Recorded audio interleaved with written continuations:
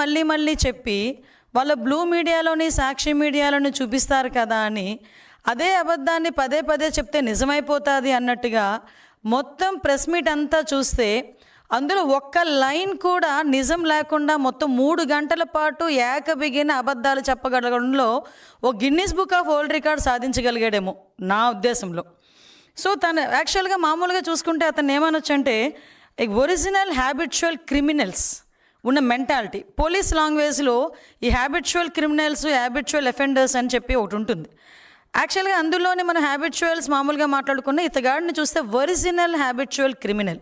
ఎందుకంటే అతనికి బేసికల్గా క్రిమినల్ మెంటాలిటీతో ఉన్న ఈ వ్యక్తి ఎప్పుడు చూసినా క్రిమినల్గానే ఆలోచిస్తాడు, అబద్ధాలే మాట్లాడతాడు. ఆఖరికి అబద్ధాన్ని కప్పిపుచ్చడానికి అవతల వాళ్ళ మీద నెపాలు నెట్టడానికి కూడా ఎక్కడా కూడా ఎట్టి పరిస్థితుల్లోని వెనుకాడడు. అతను చేసిన తప్పిదాలని పక్క వాళ్ళ మీద నెట్టడానికి చూసే వ్యక్తుల్లో ఫస్ట్ వ్యక్తి జగన్మోహన్ రెడ్డి ఉంటాడు.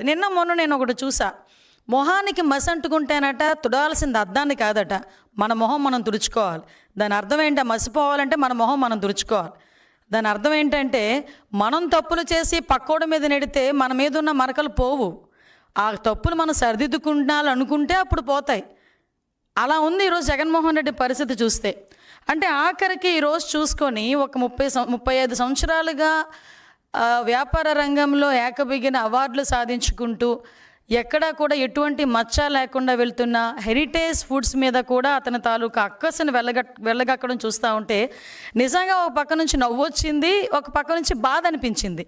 ఎక్కడో అక్కడ హెరిటేజ్ని బయటకు తీసుకురావాలి అంటే ఎక్కడో ఒక డైవర్షన్ పాలిటిక్స్ చేయాలి. ఇప్పుడు మొత్తం ఆంధ్రప్రదేశ్లోనే కాదు భారతదేశంలో వెంకటేశ్వర స్వామి భక్తులందరూ కూడా ఈరోజు ఆ కల్తీ జరిగింది, మహాపాపం జరిగింది అని గురించి మాట్లాడుకుంటా ఉంటే దీని అంతటినీ సైడ్ చేసి ఎక్కడో ఇప్పుడు సంబంధించిన కొన్ని కంపెనీస్ని తీసుకొచ్చి అదేవిధంగా హెరిటేజ్ కంపెనీ మీద వీటి మీద ఏదో రకంగా బురద జల్లాలి అని చెప్పి ఒక రకంగా మాట్లాడే పరిస్థితి కనిపిస్తూ ఉంటే, ఇందాపూర్ డైరీ గురించి మాట్లాడే పరిస్థితి కనిపిస్తూ ఉంటే నిజంగా బాధ అనిపిస్తుంది. ఇందాక ప్రెస్ మీట్ పెడుతూ నా దగ్గర చాలా ఆధారాలు ఉన్నాయి, ఇన్ని పేపర్స్ తీసుకొచ్చాడబ్బా. అన్ని పేపర్స్ చూసుకొని నేను అనుకున్నాను, అబ్బా ఏం ఆధారాలు సేకరించేసాడో అని చెప్పి మేము కూడా అలాగ నేను ఒకసారి చూసిన వెంటనే నవ్వు వచ్చింది. యాక్చువల్గా ఇందులోని మనకి హెరిటేజ్కి సంబంధించి వెబ్సైట్ ఓపెన్ చేసుకున్నా కూడా లిస్ట్ ఆఫ్ కంపెనీస్ ఒక యూనిట్స్ సుమారుగా 20 ఉంటాయి. ఆ 20 లిస్ట్ ఆఫ్ యూనిట్స్లో కూడా 15 హెరిటేజ్కి సంబంధించి ఓన్ యూనిట్స్, అవి ఒక 5 కాంట్రాక్ట్ మ్యానుఫ్యాక్చరింగ్ యూనిట్స్. అయితే వీళ్ళు ఈ సాగ్రిగేట్ చేసుకునే కార్యక్రమంలో ఈ మ్యానుఫ్యాక్చరింగ్ యూనిట్ అని చెప్పి ఒక దగ్గర రాశారంట. ఇది ఒక్కటే కాదండి, ఇందాపూర్కి సంబంధించిన కంపెనీ గురించే రాయలేదు అది. ఇప్పుడు ఈ 5 కాంట్రాక్ట్ మ్యానుఫ్యాక్చరింగ్ యూనిట్లో one of the unit Indapur unit అది.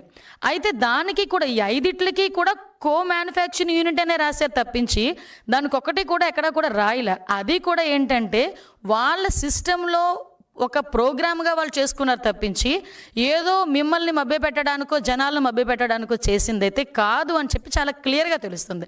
ఎందుకంటే అక్కడ మ్యానుఫ్యాక్చరింగ్ యూనిట్ నుంచి మ్యానుఫ్యాక్చరింగ్ యూనిట్ అని రాసినంత మాత్రం ఏదైనా జరిగిపోద్దా? ఒకసారి ఆలోచించండి, లాజికల్గా ఆలోచించండి. నెక్స్ట్ ఇంకొకటి, అందులోని ఇంకొక పేపర్ తీసుకొచ్చి చూపించాడు. మరకంద్ శాస్త్రి ఆయన రిజిగ్నేషన్ ఎందుకు చేశాడు? ఆయనకు వేరే ఉద్యోగం వచ్చింది, రిజిగ్నేషన్ చేశాడు, స్టిల్ నవ్ ఇంకా అక్కడే వర్క్ చేస్తున్నాడు. ఈ నెలాఖరుకో మార్చి నెలాఖరుకో అతను రిలీవ్ చేసి పంపిస్తారు. ఇంతకు ముందు 4 సంవత్సరాల క్రితం వేరే కంపెనీలో పనిచేసేవారు, 4 సంవత్సరాల ముందు ఈ హెరిటేజ్ కంపెనీకి వచ్చారు. ఇప్పుడు అతనికి వేరే కంపెనీలో మంచి ఇంకో ఉద్యోగం వచ్చింది, ఆ ఉద్యోగానికి అతను వెళ్ళిపోతున్నారు, రిజిగ్నేషన్ ఇచ్చారు.